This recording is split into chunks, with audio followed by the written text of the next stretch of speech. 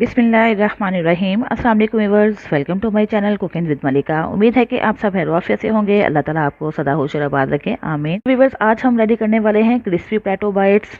बहुत ही मज़ेदार स्नैक्स हैं ये और बहुत ही जल्दी बन जाने वाले हैं। चाय के साथ कुछ खाने को दिल करे तो जल्दी से ये स्नैक्स बनाएं और इंजॉय करें।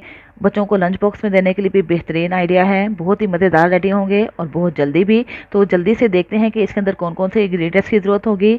यहाँ पे मैंने 3 मीडियम साइज़ के पोटैटो ले लिए जिनको अच्छे तरीके से बॉईल कर लिया और साथ ही व्यूअर्स मैंने ले लिया है हाफ कप राइस पाउडर यानी कि चावलों का आटा। 1 कप पानी चाहिए होगा और साथ ही कुछ और इंग्रेडिएंट्स ऐड होंगे, वो इंशाल्लाह मैं आपको साथ ही साथ गाइड करूँगी। व्यूअर्स, मज़ेदार से क्रिस्पी पोटैटो बाइट्स बनाने से पहले आपसे हम्बल रिक्वेस्ट करती हूँ कि मेरी वीडियो को लाइक और शेयर किया करें और अगर आप चैनल पर नए हैं तो चैनल सब्सक्राइब करके बेल आइकन प्रेस करें ताकि आपको मेरी नई नई वीडियो की नोटिफिकेशन मिल सके जो फ्री ऑफ कॉस्ट है। तो आइए व्यूअर्स, जल्दी से हम बहुत मज़ेदार से क्रिस्पी पोटैटो बाइट्स रेडी करते हैं। देखिए व्यूअर्स, पैन मैंने रख दिया है स्टोव के ऊपर और मीडियम फ्लेम मैंने कर दिया और साथ ही मैं इसके अंदर ऐड कर देती हूँ 2 टेबलस्पून के करीब ऑयल। कुकिंग ऑयल इसके अंदर ऐड करने लगी हूँ। देखिए व्यूअर्स, ऑयल तो गर्म हो चुका है। अब हम इसके अंदर ऐड कर देते हैं हाफ टी स्पून लहसुन अदरक का पेस्ट। इसको मैंने क्रश किया हुआ है, बहुत ज़्यादा पेस्ट नहीं बनाई हुई, लेकिन अगर आप पेस्ट यूज़ करना चाहते हैं तो पेस्ट भी यूज़ कर सकते हैं। और अगर आपको इनमें से कोई एक फ्लेवर पसंद है यानी जिंजर का पसंद है तो जिंजर ऐड कर दें। अगर गार्लिक पसंद है गार्लिक ऐड कर दें और अगर आप दोनों को ही स्किप करना चाहते हैं तो स्किप कर दें, लेकिन अगर आप ये ऐड करेंगे तो बहुत ही अच्छा फ्लेवर आएगा। तो व्यूअर्स, इसको हम इतना फ्राई कर लेंगे कि ये लाइट पिंक कलर में आ जाए। बहुत ज़्यादा डार्क कलर में नहीं इसको फ्राई करेंगे। इंशाल्लाह ये 1.5 से 2 मिनट में फ्राई हो जाएगा। व्यूअर्स, कलर चेंज हो गया, बिल्कुल लाइट पिंक कलर में आ चुका। तो व्यूअर्स, अब हम इसके अंदर ऐड कर देते हैं 1 teaspoon red chilli flakes. Viewers, red chilli flakes आप अपने टेस्ट के अकॉर्डिंग भी ऐड कर सकते हैं। अगर आपको ज़्यादा तीखा पसंद है तो आप इससे ज़्यादा भी ऐड कर सकते हैं और अगर कम पसंद है तो थोड़ा सा कम ऐड कर दीजिएगा। तो व्यूअर्स, 30 सेकंड के लिए इसको भी फ्राई कर लेते हैं। तो व्यूअर्स, 30 सेकंड गुजर चुके हैं। अब हम इसके अंदर ऐड कर देते हैं 1 कप वाटर। बिस्मिल्लाह, इसको थोड़ा सा मिक्स करते हैं। इसके अंदर ऐड कर देते हैं 3/4 टीस्पून सॉल्ट, या सॉल्ट भी आप अपने टेस्ट के अकॉर्डिंग कम या ज़्यादा कर सकते हैं। इसको भी मिक्स कर लेते हैं और अब इस पानी को बॉयल आने देते हैं। जैसे ये बॉयल होगा हम इसके अंदर क्या चीज़ ऐड करने वाले हैं, देखते रहिए। बस पानी को बॉयल आ चुका, फ्लेम स्लो कर देते हैं और अब हम इसके अंदर ऐड करने वाले हैं चावलों का आटा। बिस्मिल्लाहिर्रहमानिर्रहीम। थोड़ा थोड़ा सा ऐड करते जाएं और मिक्स करते जाएं क्योंकि ये बहुत जल्दी से ही पानी एब्जॉर्ब कर लेगा।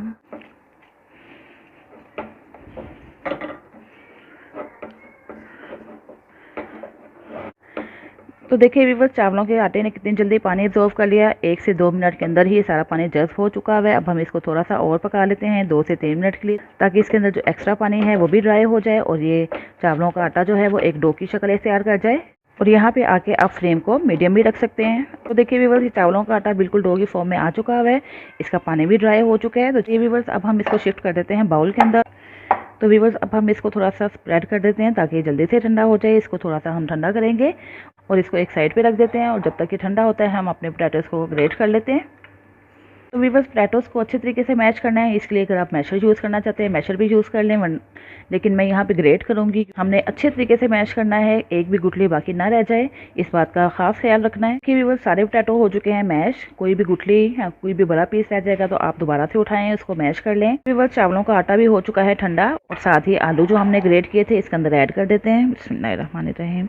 ऐड करते भी देख लीजिएगा, अगर इसके अंदर कोई गुठली वगैरह है तो आप उसको हाथों की मदद से मसल लीजिएगा। तो व्यूअर्स, यहाँ पे सॉल्ट ऐड करने की ज़रूरत नहीं है, नमक हम पहले ही ऐड कर चुके हुए हैं, लेकिन आप डो बनाने के बाद भी देख लीजिएगा, अगर आपको नमक की ज़रूरत पड़े तो आप यहाँ पे नमक भी ऐड कर सकते हैं। इसको अच्छे तरीके से मिक्स कर लेते हैं। तो देखिए व्यूअर्स, दोनों चीज़ों को हमने अच्छे तरीके से मिक्स कर लिया। अब हम इसके अंदर कॉर्नफ्लोर ऐड कर देते हैं। कॉर्नफ्लोर उतना ही ऐड करेंगे जितनी हमें ज़रूरत है, यानी कि डो को हमें करना है टाइट थोड़ा सा। तो व्यूअर्स, यहाँ पे मैं 2 टेबलस्पून कॉर्नफ्लोर ऐड कर रही हूँ। तो व्यूअर्स, अगर आपको डो हार्ड लगे थोड़ा सा वाटर ऐड करके उसको सेट कर लें और अगर सॉफ्ट लगे तो थोड़ा सा कॉर्नफ्लोर और ऐड कर दें, उसको सख्त कर लें।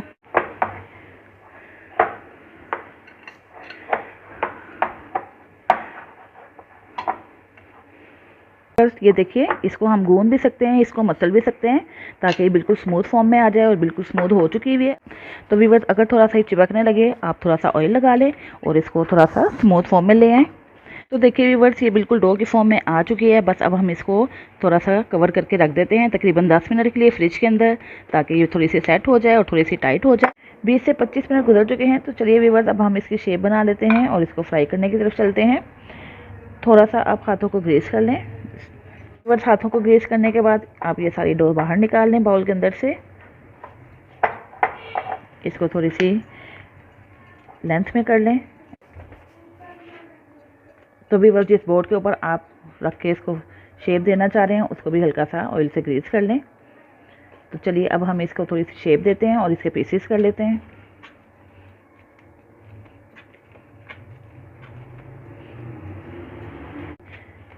तो देखिए व्यूअर्स कितनी स्मूथ ये रेडी हुई है। इसके 4 पीसेस कर लेते हैं। बिस्मिल्लाह।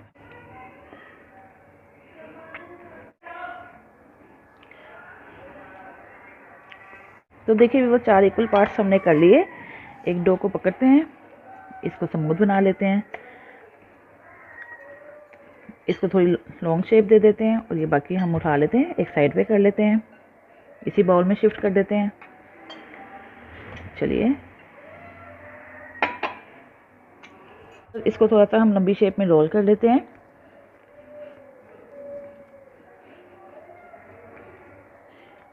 देखिए बस इतनी जितने के आपके बोर्ड के ऊपर गुंजाइश है। तो चलिए व्यूअर्स अब हम इसकी कर लेते हैं कटिंग। तो व्यूअर्स शेप आप अपनी पसंद की जिस तरह भी चाहते हैं काटना काट सकते हैं। तो मैं थोड़ी इस तरह सिलेंड्रिकली शेप काट रही हूँ, ये देखिए। और जितनी लेंथ आपको लेनी है उतनी आप लेंथ ले लीजिएगा।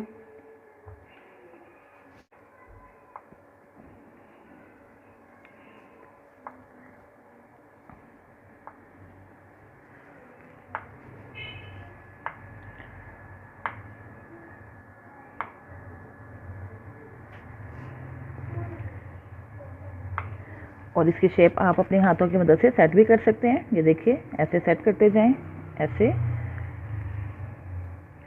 क्योंकि कटिंग करते हुए आपको थोड़ी सी दुश्वारी होगी, लेकिन आपको परेशान होने की कोई ज़रूरत नहीं है। थोड़ा सा आप इसको बोर्ड के ऊपर रख के इसकी शेप सेट कर लें, ऐसे। इसी तरह हम सारी शेप्स को सेट कर लेते हैं।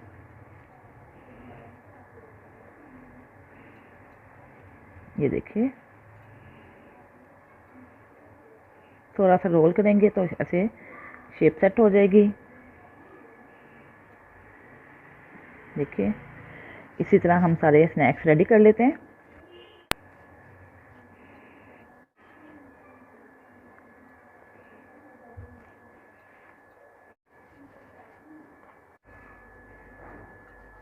तो देखिए व्यूअर्स एक पीस की कितने ज़्यादा हमने स्नैक्स रेडी कर लिए, तकरीबन 12 स्नैक्स रेडी कर लिए। इसी तरह अब हम दूसरी डो भी पकड़ते हैं, इसको भी थोड़ी सी हम शेप दे देंगे और इसको थोड़ा बोर्ड पे फैला लेते हैं।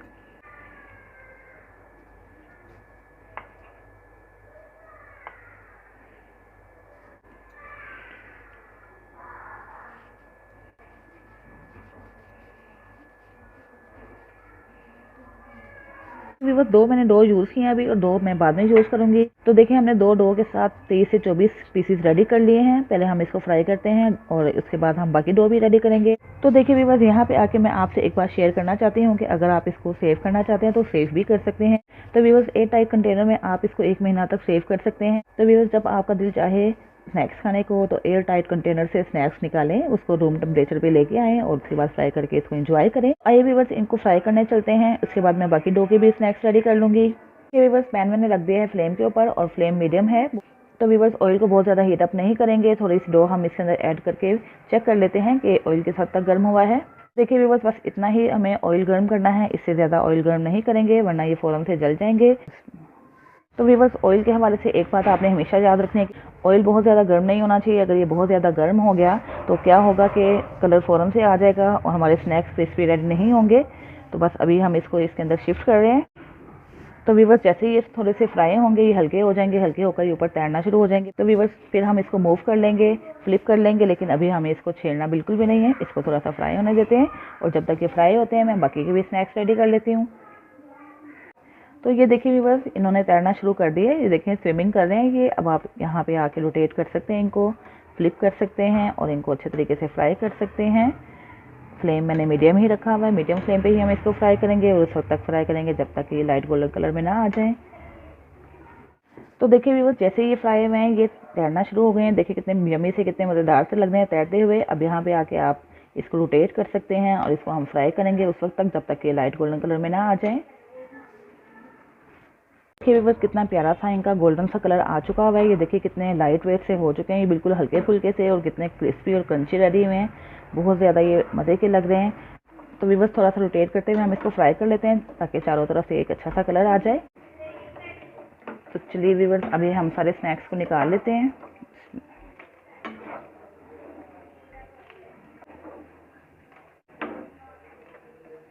तो देखिए व्यूअर्स आप इसके साउंड से भी अंदाज़ा लगा सकते हैं कि ये कितने क्रिस्पी रेडी हुए हैं। तो चलिए अब हम इसको रखते हैं प्लेट के अंदर और अपना दूसरा बैच भी रेडी कर लेते हैं। तो देखिए व्यूअर्स दूसरा बैच भी हमारा हो रहा है रेडी।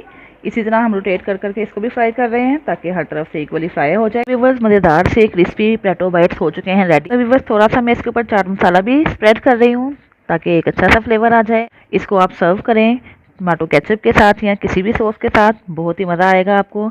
तो जल्दी से जाइए बनाइए और खूब इंजॉय कीजिए। आइए व्यूअर्स अंदर से भी देख लेते हैं कि अंदर से कैसे रेडी हुए। ये देखिए इसकी आप साउंड भी सुन सकते हैं, ये देखिए। और ये देखिए अंदर से कितने खोखले से हैं, टोटली क्रिस्पी, और अंदर से देखिए कितने ज़्यादा से सॉफ्ट। के अंदर से खोखले हैं तो इसका मतलब ये बड़े अच्छे से फ्राई भी हो गए और ना ही ये फटे हैं फ्राई होने के दौरान। तो अगर आप उन सारी बातों का ख्याल रखेंगे जो मैंने आपसे शेयर की हैं तो इंशाल्लाह ये बहुत मज़ेदार से बहुत अच्छे से रेडी होंगे। तो व्यूअर्स इसको आप किसी भी सॉस, चटनी या केचप के साथ सर्व करें, आपको बहुत मज़ा आएगा इंशाल्लाह से। इसके साथ ही इजाज़त चाहती हूँ, फिर हाजिर होंगी एक नई रेसिपी के साथ। अपना बहुत सा ख्याल रखिएगा, मुझे भी दुआओं में याद रखिएगा। अल्लाह हाफिज़।